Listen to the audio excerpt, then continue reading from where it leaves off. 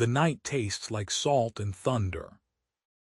A wind no one can explain tears across the sea, hurling spray into the air, pulling the waters back as if recalling an old command. The shoreline trembles, torches shiver, children forget to cry, and Moses, a quiet shepherd with 70 years in his eyes, lifts a wooden staff that looks too small for what is about to happen. The water does not retreat like a tide. It stands up. A wall of living glass heaves, then holds. Moonlight threads through it, silvering fish suspended like startled stars. The seabed, moments ago a chaos of waves, glares open, a path carved where no road has ever been. The people stare from Moses to the sea, from fear to wonder, unsure how to put their feet onto a miracle. Behind them, beyond a pillar of cloud that glows like fire in the dark, an army screams a single word that tastes like iron. Charge! You know this story, or you think you do. You've seen it on classroom walls, in flannel boards and film reels. Come closer, closer than illustrations, close enough to hear sandal leather creak and the crack in Moses' voice. This is not only about a sea and a nation. This is about the precise moment when the path you need does not exist, and God opens it anyway. Before the water split, remember who came to that shore. Newly freed hands still crusted with clay. Backs patterned by years of hard orders. 400 years of not a nation but a workforce. They left Egypt with bread too hurried to rise, with the taste of plagues and midnight departures still clinging to their mouths. A pillar like sunrise led the way. When it moved, they moved. When it stopped, they stopped. In their pockets, a promise to Abraham. In front of them, a shepherd who once argued with God about his own tongue. Everything to live for. No idea how to live free. Moses did not volunteer for any of this. He did not ask to face Pharaoh, or to watch a river turn to blood, or to stand between a nation's fear and the next sunrise. But a voice spoke to him out of fire once, and fire redefines what you answer to. They camp where the Lord tells him, by the sea, hemmed in by rock and water. It looks like a terrible plan. Fathers trace lines in the sand with anxious feet, counting escape routes that are not there. Mothers steady their voices so children can borrow their courage. Elders squint at the horizon like sight alone could carve dry land out of blue. Joshua paces, too young to sit out a storm. Miriam watches the distance the way prophets watch a sky before it breaks. The pillar stops. Moses exhales. The pillar has not failed them yet. In a palace that smells of wine and old gods, a king touches his temples and finally admits what he has been avoiding. He has made the costliest mistake of his reign. The firstborn are dead, the halls remember. Servants wake sweating at the word Passover and do not say it out loud. Fields wait. Bricks do not stack themselves. The work that oils an empire has stopped. The Hebrews are gone. Their God has humiliated Egypt's gods. The air in the court tastes like ash. Rage is easier to breathe.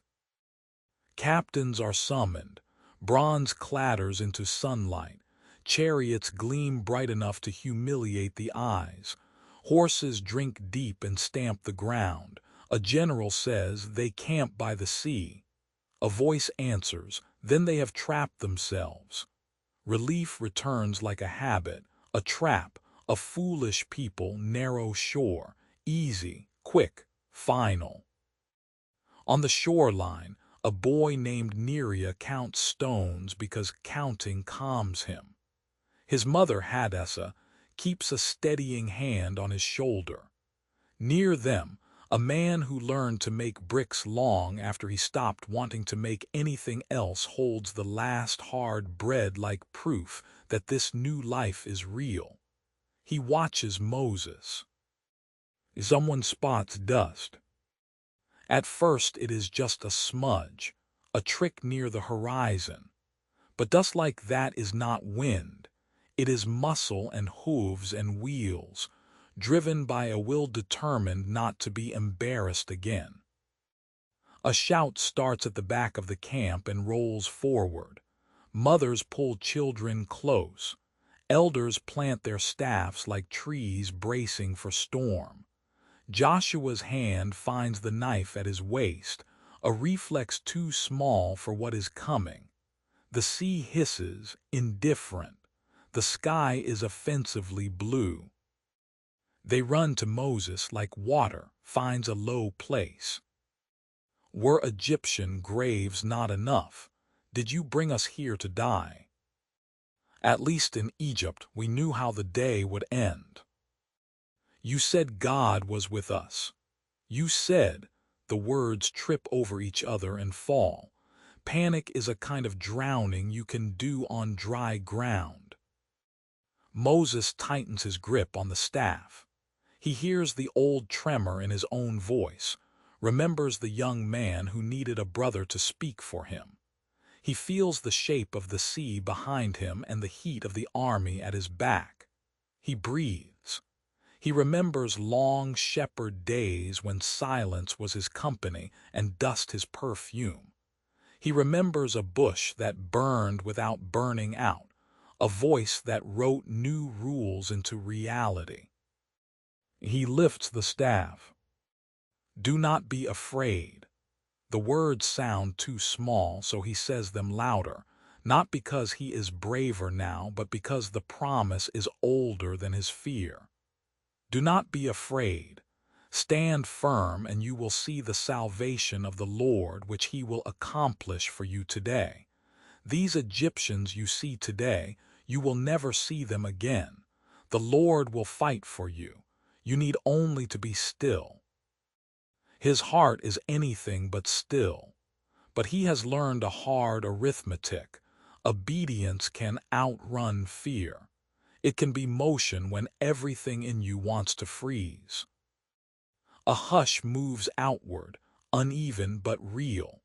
Not silence, but a retreat of volume. Miriam tilts her chin like a singer on the verge of a note. Joshua lets the knife handle go. Neria looks up at Moses as if the man and the words and the God might somehow be the same kind of courage. The wind shifts. Cool air grazes skin. Someone laughs once, broken and surprised. The pillar moves. It leaves the front and slips behind the people like a living sentinel choosing its ground. It thickens, darkness to the Egyptians, light to Israel, night on one side, guarded flame on the other. On the ridge, an Egyptian charioteer named Cayman squints into a fog that won't obey the sun. He has been a soldier long enough to love simple orders. Horses go, wheels turn, enemies run. The world feels clean when it sits in your hands like reins, but this fog is a thing with opinions. Sound bends, sight fails. His horse tosses, skin twitching. A captain spits and says, "Smoke, drive through." They push. The fog thickens. It tastes like cold iron. Cayman glances toward Pharaoh's pennant and sees nothing. He swallows and believes in what he can touch. Spear, reins, leather. He tries to believe that is enough. On the shore, Moses stares at the sea and asks it for a word. It gives him none. The staff in his hands hums with the weight of promises and judgments. He looks into cloud and inverted fire and hears again a question from Midian. What is in your hand? A staff. He doubted it then. He doubts it now. Then the voice that called him from anonymity presses through the fear.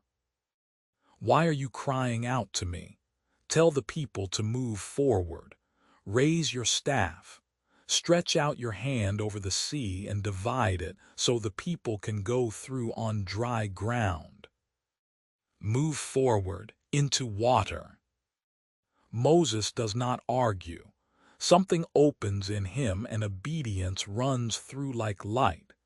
He steps to the edge where waves do their merciless routine, rising and collapsing without asking for permission. He lifts the staff.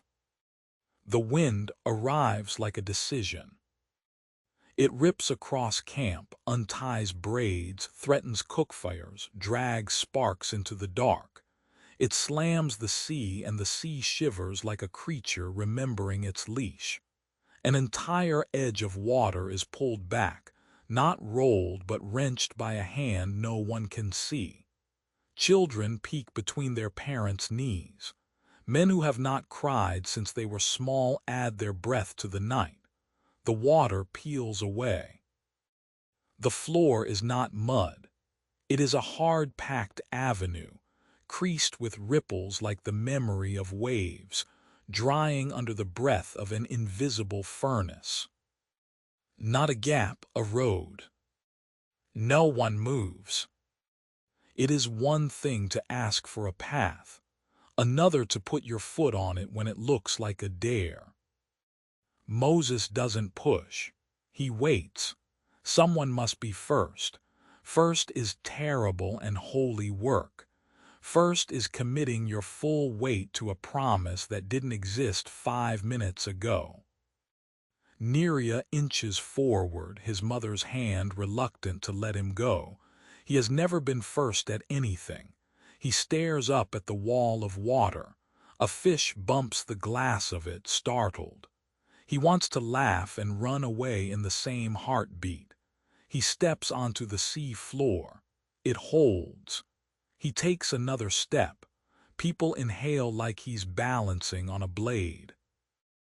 Miriam moves, fearless as a drumbeat. A young mother follows, baby in a sling. Joshua, jaw tight, eyes scanning the water as if he could fight it with steel. Men pull carts. Women gather toddlers and prayer. The people flow. Behind them, night sits on the Egyptian side. The army pushes into fog. Horses scream. Drivers curse and whip and shape their mouths into courage. Cayman holds ground, practical to the bone, trying to grip what cannot be grasped with hands. The people walk between walls of water and learn what walking rarely teaches. You can go forward and upward at once. Awe makes feet clumsy. Light refracts. Fish hover like commas, pausing a sentence no one has finished. The wind roars, but the wind is not what holds the walls. The wind is a drummer. The song is God. A man who has spent decades bent under bricks stands upright and discovers what a spine is for. He breathes and thinks. Freedom doesn't taste sweet. It tastes clear. Clippable moment. Between walls of water, faith is measured in footsteps. Moses does not take the very front or the very rear. He moves along the column like a shepherd, staff in hand, eyes searching for fear that needs a word. He encourages. He blesses babies. He offers his arm to an old woman when the newly dried ground cracks under her steps. She takes it. Pride has no currency at the edge of a miracle. Joshua draws near. The wind steals their words but not their meaning. We'll be slower with the carts, he says. Then we will be slower, Moses answers, refusing to look back at the army. He knows learning to be a people takes time. He does not know how much time God will give them. A child trips and wails. His father kneels, presses forehead to forehead, transfers courage through skin, and lifts him again. On the far bank, the desert waits honest. silent, indifferent to your plans. Moses can feel its truth like an unlocked door. He knows soon a mountain will answer their questions with fire and words.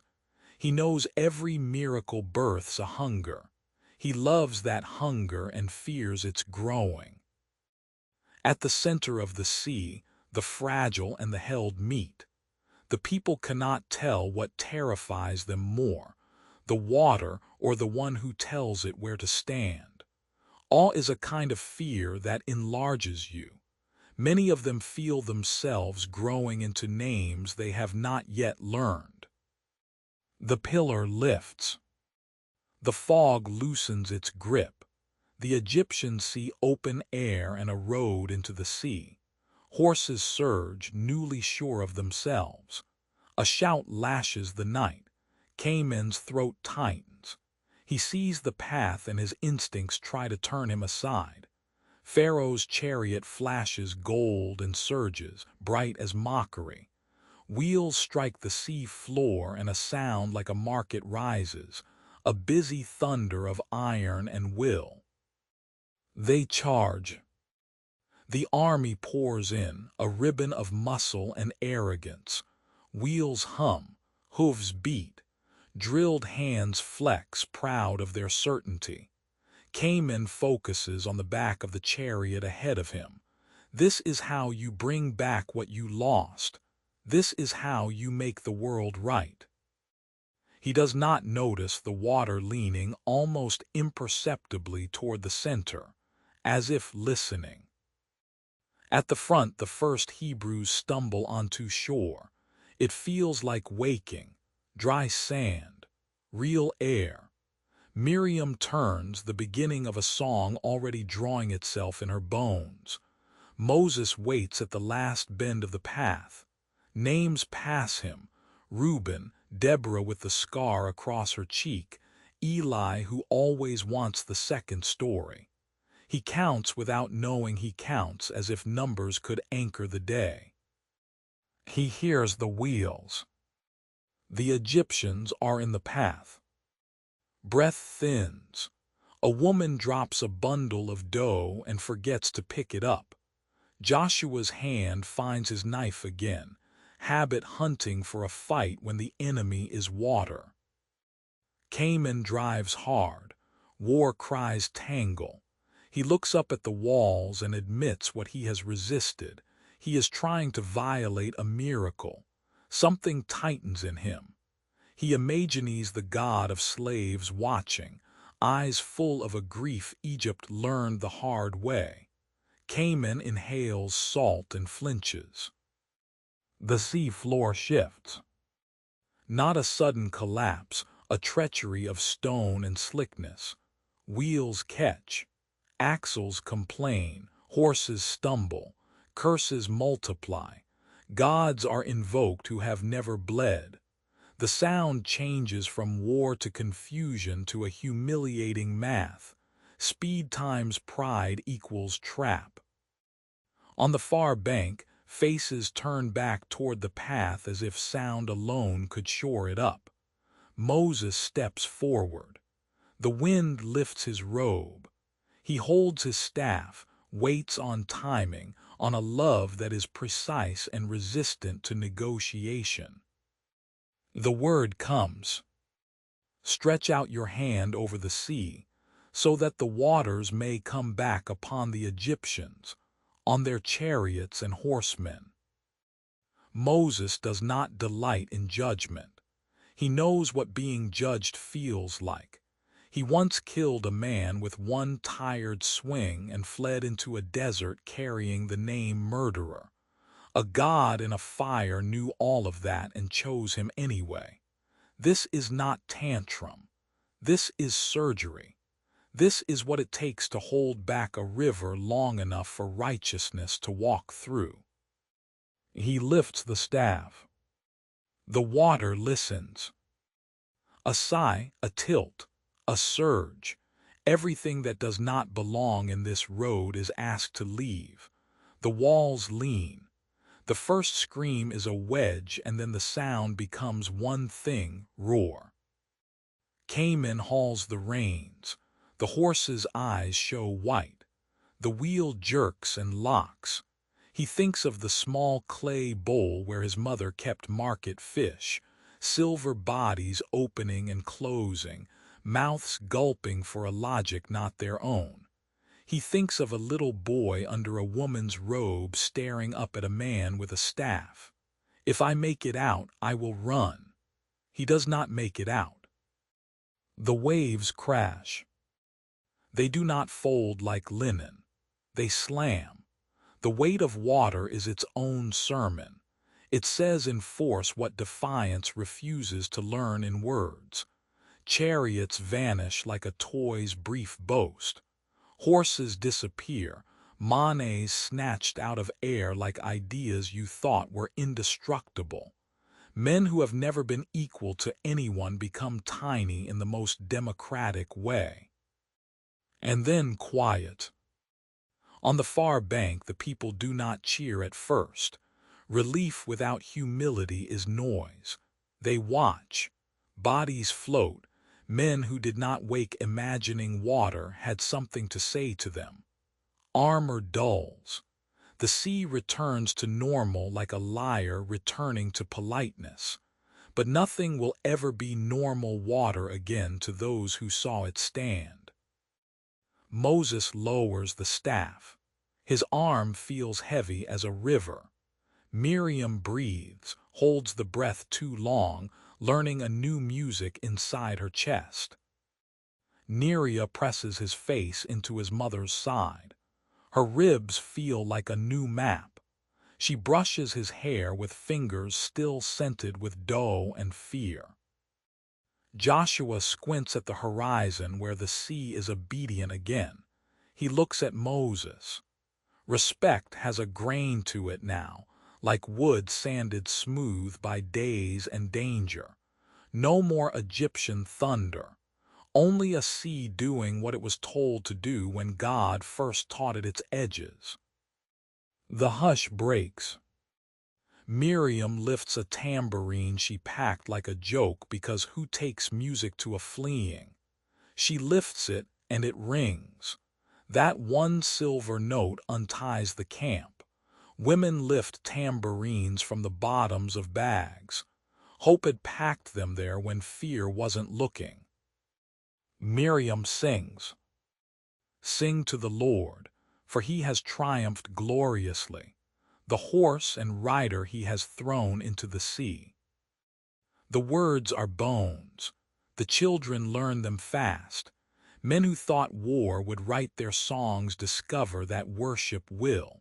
The sound grows, awkward and real, then sure. Moses listens, and something heavy in him lifts its head.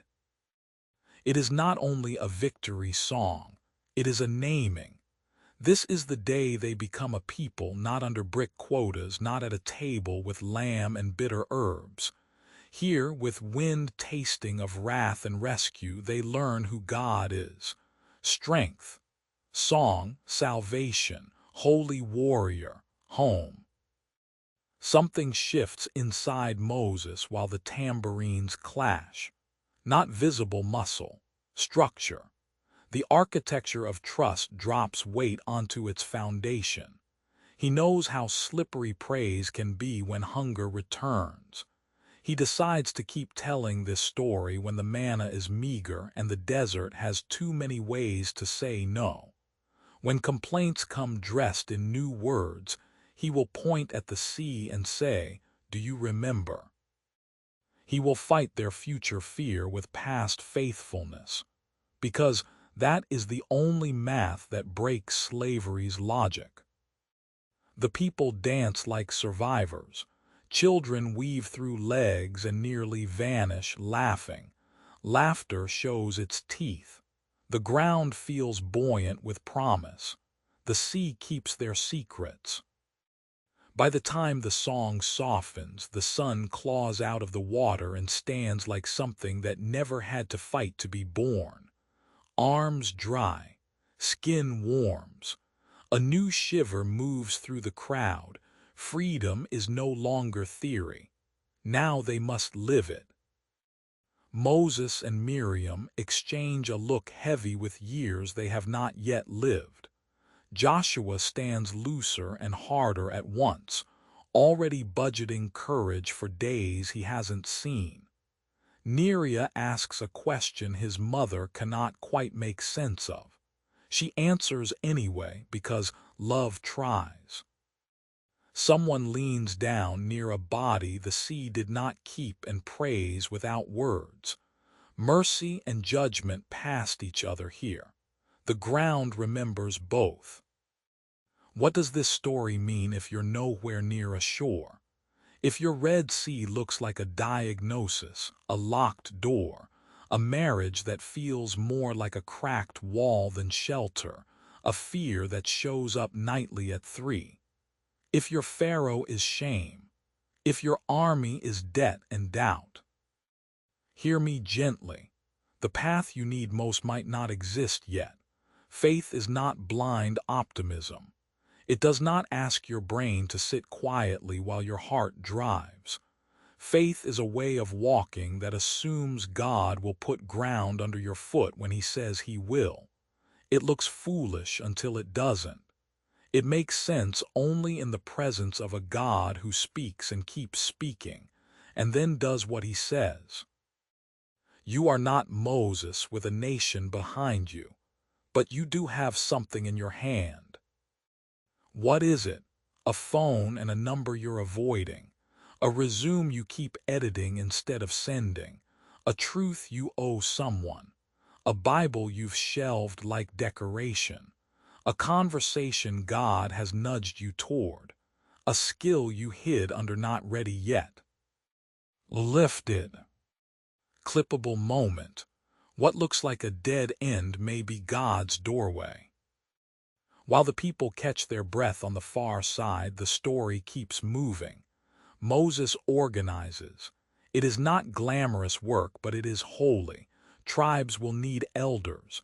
Disputes will need wisdom. Freedom comes with administrative fatigue. That is why bondage can feel spiritual. Someone else's plan is simpler than God's process. Moses knows his next miracle has a plain name: patience. Miriam sits with the women and sketches the shape of the sea on the sand with a finger. New verses bloom, not all at once. They do not need all the words on day one. God builds houses out of yeses, one wall at a time. Joshua walks the perimeter. He keeps seeing that water stand, ready to fall and choosing not to. He will remember that later when walls loom in Jericho. Water can stand. Walls can lie down. He will lead men by pointing to this day until courage becomes contagious. Neria finds a shell that glows pink inside like it swallowed sunrise. He shows it to Moses. The old man smiles and says something silly about seashell ears.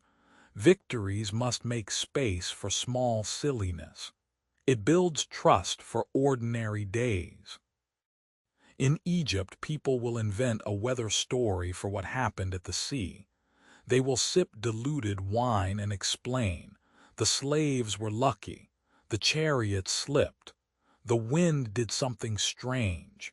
Explanation will sound clever and safe. Anything but the truth.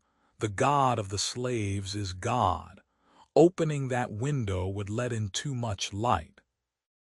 On the far side, they build no shrine.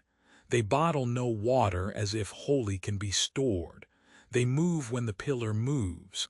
That is the simple loop of new faith. Stop when God says stop, move when God says move.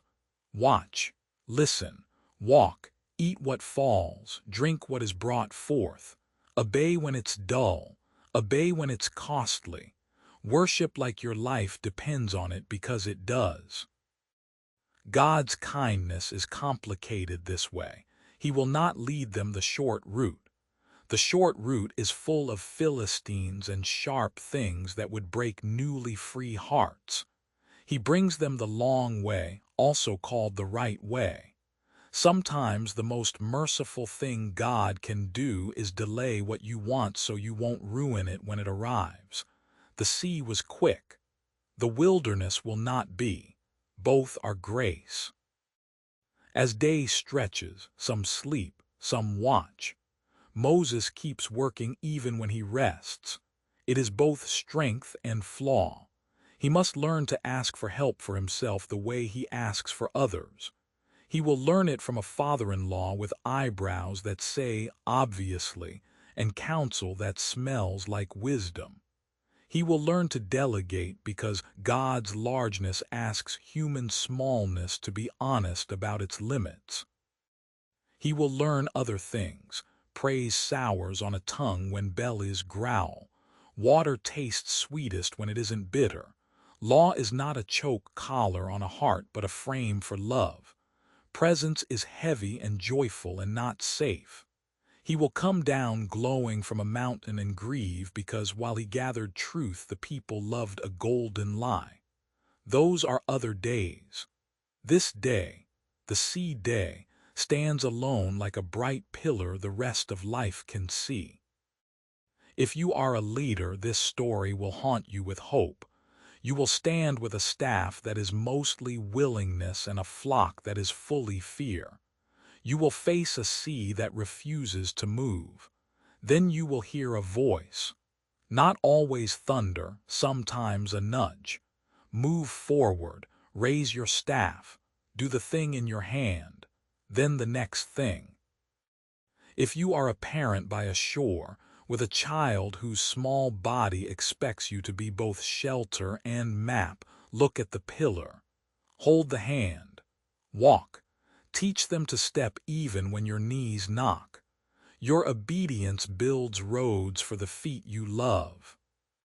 If you are a skeptic, the kind whose mind delights in rules atoms obey, welcome. This story is not a dare against your discipline. It reminds us the one who wrote the laws can bend them because they were never his boss. Water stands when told. Gravity pauses when asked. Bread falls because God says breakfast is a sacrament today. If you are ashamed, enslaved to a habit that hides under important words, if your Pharaoh is a rhythm that does not love you, this is more than metaphor. It is a blueprint. You are not saved by cleverness. You are freed by blood on your door, by a pillar that chooses your side, by a path that opens because God says now, by a sea that swallows your captors when you are too tired to fight. Walk, trust, sing when you can, borrow a song when you can't. Your Red Sea will not be mine, mine will not be yours, but the God of our seas gives the same command. Do not fear. Stand firm, see what I will do, move forward. At evening, when shadows make everything look like a parable, Moses steps away from camp and looks back at a sea behaving like ordinary water. He remembers a small thing, a child's hand touching the water wall and laughing at the cold. That sound cut a line straight through his fear. He smiles. He does not know thousands of years from now people will argue whether this is myth or metaphor or memory. Their souls know better than their minds. He knows only this. Obedience made his life larger than his breath. He prays nothing elaborate. After miracles, the best prayers sound like laughter and sighs. Thank you, how? Maybe both at once. He thinks of Eden and a garden that held no hostility until it did, of a sea that learned to stand because someone told it to, of Abraham and Isaac and Jacob and an old promise that is old like an oak, not like stale bread, of a mountain ahead that will thunder different words. He wonders whether that thunder will make the people love God more or fear him like an enemy. He knows he cannot manage anyone's heart. He can only keep offering his. Miriam joins him. Silence does its work between siblings who don't force words. They look over the water which refuses to explain itself. After a while she smiles sideways. You did not trip. Moses laughs softly. Not with my feet. Tomorrow, she says, we will need water. Tomorrow, he agrees, we will need water. Miracles do not immunize you against need. They teach you how to have it without being owned by it. If you're wondering what to do next, here is a small liturgy for Red Sea days. Count your people. Name your fears. Look for the pillar. Listen for the voice. Put your foot on the ground that just opened. Do not apologize to your logic for listening to your Lord. When you land on the other side, sing, even if the song is only 3 honest lines. Listen for echoes. This story will reverberate. When a man centuries later stands in a boat and tells a storm to be still, and it obeys, remember this night. When a carpenter takes a dead girl by the hand and pulls her up through death like death is a poorly tied knot, remember this night. When a stone rolls from a tomb and the world inhales changed air, remember this night. God is consistent. The God who makes a path through water makes a path through sin and sorrow and at last through death. Clippable moment. The God who parts seas doesn't specialize in escape routes. He specializes in resurrection. Morning comes. The people fold small lives around large memories and walk. Sunlight is ordinary again. No music unless someone starts it. The pillar leads. Footprints look like any caravan-s. If you stumbled onto them later, you would say trade route, family, migration. You would not guess miracle. You would be almost right. By noon, thirst asks practical questions. Moses listens. He is learning to resist the leader's itch to solve alone. Some days he will carry too much. On a day when he whispers, I cannot, a practical father-in-law will suggest a plan that smells like good counsel. In God's world, the miraculous and the mundane share a table. They walk and tell the sea story in pieces. Off phrases first, then embroidery, details that expand not as lies but as truth making room in new hearts. Children will grow up knowing the shape of this story better than the lines on their hands. When they come to rivers, they will speak to water like an old friend. When they meet walls, they will talk to them like seas that forgot how to be water. One sentence lodges in their bones. The Lord will fight for you. Carry that. Whisper it into enemies you cannot see and ones you can name. Lay it like a blanket over nights that won't let you sleep. Cover the people you love when your arms feel too short. Don't let it become a cliché. Keep it a promise. As dusk tucks the day in, a child asks, will the sea part again? His mother answers, it doesn't need to. It held long enough for us to walk. It is a child's privilege to expect the exceptional to keep happening. It is a parent's work to teach him the truth. Miracles are not vending machines. They are invitations to trust that follows you home. And you, your impossible thing, the call that scares you because the last attempt left a scar, the habit that knows your name, the apology you owe, the forgiveness you don't want to give, the project that simmers forever on the back burner, the boundary you need to speak aloud. Move toward the water. Lift what is in your hand. Do not wait for the army to arrive before you choose faith. Training your trust is easier before the wheels squeal in the distance. But even if they are right behind you, even if dust stings your throat, God has not shortened his wings to fit your panic. He can step between you and what wants to own you. He can confuse your enemies. He can ask water to stand when water has only ever practiced lying down. Listen, the wind is picking up, not the kind that rattles shutters, the kind that moves furniture inside your soul, the kind that rearranges bars you mistook for doors, the kind that leans on your impossible until it parts. If anyone says this is a story about a man, tell them yes, and only halfway. Moses was a man with a staff, a past, a tongue that tripped, and a temper that would later try to do God's work the wrong way. He is lovable because he is a mirror that refuses to flatter. He stood between fear and obedience, between his history and God's future. He did what he could with what he had because God asked. God did what only God can do because he is who he is. This is more than a Bible story.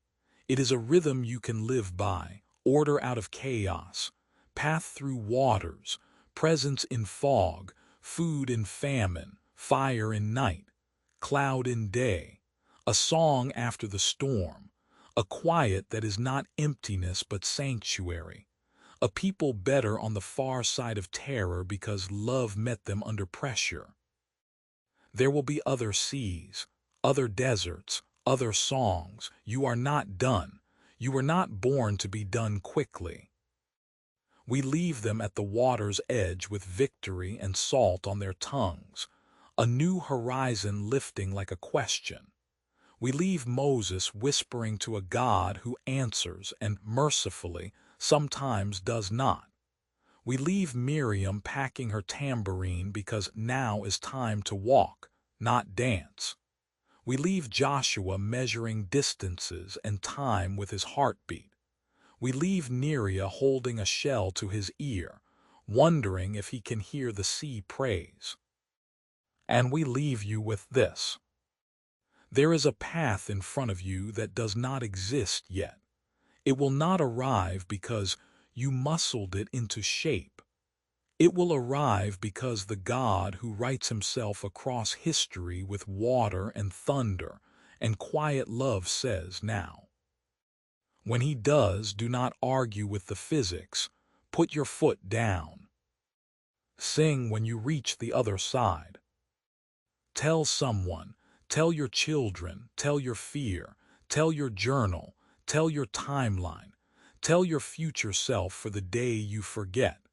And when the next impossible rises like a wall, stand by the water and say, we have crossed before. We will cross again. Because Moses and the Red Sea is not just then. It is now, braided into every closed door that needs opening, every chain that needs breaking, every night that needs a dawn. And when God opens the impossible path, walk it. Courage won't keep the water up. God will. But your courage will carry your people, and that is a miracle worth living. Until next time, when we meet them in the wilderness with thirst and questions and manna like morning mercy, keep this in your bones. The Lord will fight for you. You need only to be still. And then move forward.